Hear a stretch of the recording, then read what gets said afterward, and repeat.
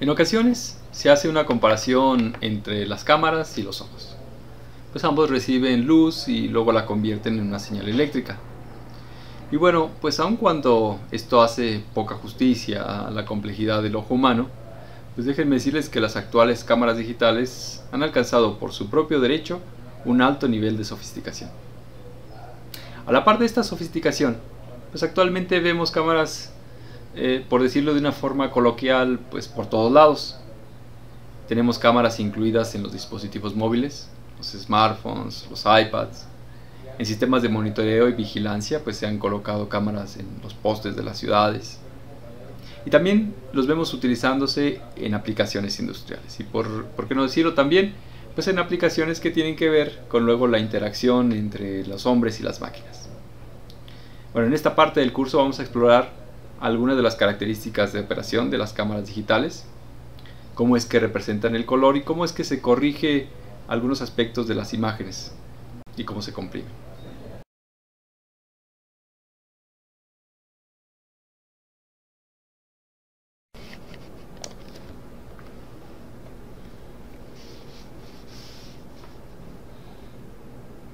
Una buena forma de entender cómo es que las actuales cámaras digitales funcionan consiste en, digamos, crear un modelo donde tenemos tres partes.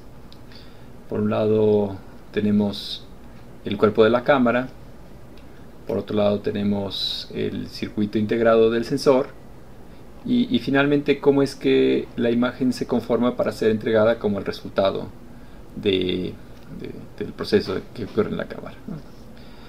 Entonces, pues la luz llega a los sensores y esta es integrada por un cierto tiempo y básicamente qué tanto tiempo es integrada pues está definida por el obturador. Hoy en día los tiempos de exposición están más o menos estandarizados, de tal forma que cada paso mayor dobla o reduce a la mitad la cantidad de luz que entra a la cámara. Esto se puede hacer de varias maneras, ¿no? Una forma puede ser combinando la apertura o número F de la cámara y la otra puede ser modificando la velocidad del obturador electrónico, tal que abrir un paso de una y reducir el valor del otro resulte en exposiciones idénticas. Supongamos un ejemplo. Vamos a pensar que tenemos un número F igual a F sobre 5.6. F es la longitud focal. Y captamos una imagen haciendo que el obturador electrónico colecte fotones durante un treintavo de segundo. Bueno, si incrementamos la apertura al doble, incrementando su diámetro por un factor de raíz de 2, como vimos anteriormente, entonces lo que tenemos es un número F igual a F sobre 8 aproximadamente. Entonces, correspondientemente, lo que podemos hacer es reducir la velocidad del obturador y tener un tiempo de un sesentavo de segundo, y la cantidad de luz que estará llegando al sensor pues será la misma, ¿no? Ahora, relacionado con el circuito integrado que conforma el sensor, actualmente tenemos dos tecnologías predominantes. Una de ellas es la de CMOS, semiconductor complementario de óxido metálico, que ha ganado gran popularidad sobre lo que había anteriormente, que es el CCD, que significa dispositivo de carga acoplada en inglés. Y esto ha sido debido a su mayor escala de integración, su menor consumo de energía y también que presenta menores exigencias en el proceso de manufactura. Una desventaja que tiene el CMOS comparado con el CCD es que estos primeros capturan una hilera en un tiempo que va entre un cincuentavo y un sesentavo de segundo, lo cual los vuelve útiles en productos de consumo general, pero restringidos para capturar imágenes con alta velocidad de obturador. La tecnología CCD, en este tipo de tecnología, los fotones hacen que los capacitores acumulen una carga eléctrica que es proporcional a la intensidad de luz. Ya enseguida la aplicación de un voltaje positivo hace que la carga se transfiera a unos amplificadores y posteriormente la señal sea convertida a una señal digital. Por el contrario, en la tecnología CMOS, cada píxel tiene un fotodetector y un amplificador. Es decir, la escala de integración del CMOS permite que tengamos electrónica adicional que puede operar sobre cada píxel. Actualmente, el control sobre la ganancia se expresa muy comúnmente en unidades ISO, en números como 100, 200, 400. Bien, el sistema ISO define una escala aritmética y una logarítmica, aunque la escala logarítmica casi nunca se expresa. En esta escala, doblar la sensibilidad representa doblar el valor numérico de velocidad de obtención de la imagen. Así, si tenemos un ISO 200, pues lo que nos está expresando es que tenemos un doble de ganancia en la expresión de la imagen que si tenemos un ISO 100. En las láminas siguientes lo que voy a hacer es detallar un poco más los aspectos que tienen que ver con cómo es que se genera la imagen en la cámara. Las cámaras convierten los fotones en señales eléctricas continuas, ¿no? Bueno, pues antes de pasar a la computadora, estas señales deben digitalizarse o convertirse en señales eléctricas discretas. Vamos a ver qué es lo que esto representa en el caso no de dos dimensiones, que sería una imagen, sino en el caso de una sola dimensión. La forma más común de hacer esto es mediante el muestreo de la señal continua a espacios regulares. El tiempo que hay entre estos muestreos pudiera llegar a interpretarse en términos de una frecuencia. Así, si por ejemplo muestreamos cada 0.1 segundos, podemos decir que muestreamos 10 veces por segundo. Ya intuitivamente, muestrar más frecuentemente ayuda a reproducir mejor la señal original. Sin embargo, el costo asociado es que la electrónica es más fina o costosa. A finales de los años 50, hubo varios investigadores, entre los que se encontraban Nyquist, Chanot, Kotelnikov, Whittaker, quienes mostraron que la señal original podía ser recuperada a partir de un conjunto de muestras siempre y cuando las frecuencias de muestreo correspondieran al menos al doble de la frecuencia más alta en la señal. En muchos casos este límite teórico queda un tanto elevado. Sin embargo, pues una cosa que puede ocurrir es que si no es alcanzado, tenemos que muestrear menos frecuentemente, se presenta un fenómeno conocido como aliasing, o la distorsión de la información por efecto de submuestreo. Entonces, por ejemplo, aquí tenemos esta señal que naturalmente ocurre a cierta frecuencia, pero sin embargo supongamos que nosotros muestreamos a intervalos más pequeños que la frecuencia, que el doble de la frecuencia más alta.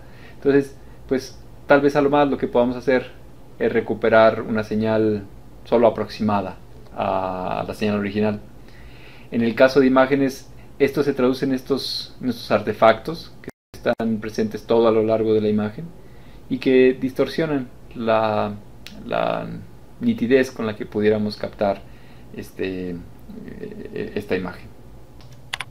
En tiempos no tan lejanos, los monitores de CRT tenían que convertir la señal de voltaje en señal luminosa, como aquí.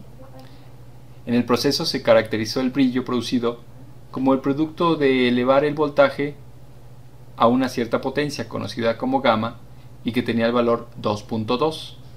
Como esto iba a ocurrir, pues para compensarlo, las cámaras que tenían un mapeo lineal debieron precompensar esto aplicando una corrección antes de transmitir. Para ello la señal luminosa se elevaba a la potencia 0.45. Al día de hoy, con la finalidad de reducir el ruido durante la transmisión, todavía se aplica la corrección gamma inversa.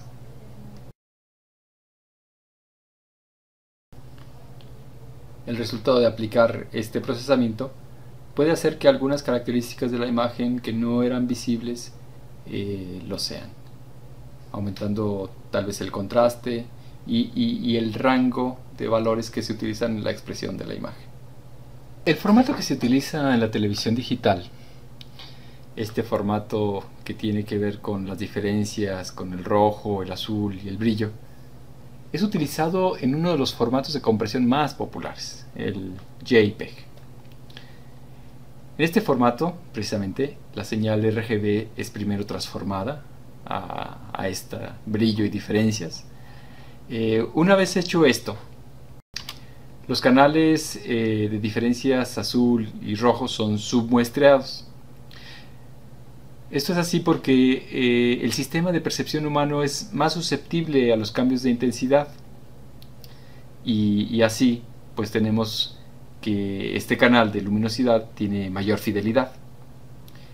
Luego la imagen se divide en bloques de 8×8 y se muestrea siguiendo un camino serpenteado que comienza en la esquina superior izquierda y luego viaja por diagonales hasta la esquina inferior derecha, así de esta manera.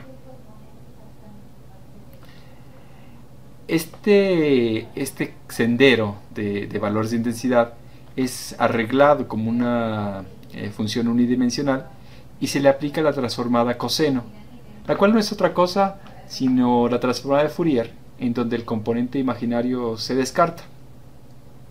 Bueno, y enseguida lo que se hace es tomar las componentes que resultan de este análisis en frecuencia, considerando la menor pérdida de información posible. Y es aquí precisamente donde se define en buena medida la calidad de la imagen que este formato puede llegar a representar y luego a recuperar. Las cámaras digitales actuales son dispositivos electro-óptico-mecánicos computacionales que, bueno, aunque no rebasan el nivel de complejidad de los ojos humanos, pues sí tienen su grado de sofisticación.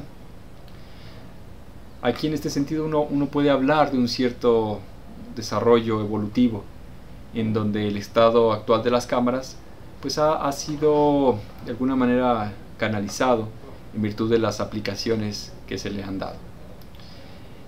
Aquí lo que vemos es que pues si bien en algunos aspectos cumplieron su funcionamiento, su objetivo, pues en otros temas han quedado rebasados. Igualmente es conveniente recordar que algunos problemas de visión de computadora pues son para nosotros naturales de resolver, pero para una computadora es difícil el desarrollar aplicaciones computacionales que se hagan cargo de ellas. Un tema que exploramos ahora fue el del color. Para nosotros pues puede ser trivial cómo es que resolvemos la percepción del color y cómo en nosotros ocurre la transmisión de información de él, pero el hacer programas para computadora que resuelven esta tarea sigue siendo un problema abierto. Hay métodos de compresión que han cobrado gran popularidad y es que cumplen con este objetivo de lograr una gran eficiencia en la transmisión de la información. Pero aquí hemos visto cómo para nuestras aplicaciones de visión por computadora puede ser que estos métodos hayan traducido artefactos que complican las soluciones que podamos nosotros llegar a alcanzar. Y ahí vemos que a lo mejor hay otros métodos, como por ejemplo el de JPEG 2000 que utiliza la transformada wavelet o por ondoletas, que a lo mejor no han sido tan populares, y es posiblemente porque mientras JPEG es un código abierto al que todo el mundo puede acceder, por el JPEG 2000 pues tal vez haya que pagar una licencia, en cuyo caso el dominio de aplicación es más restringido, más reducido.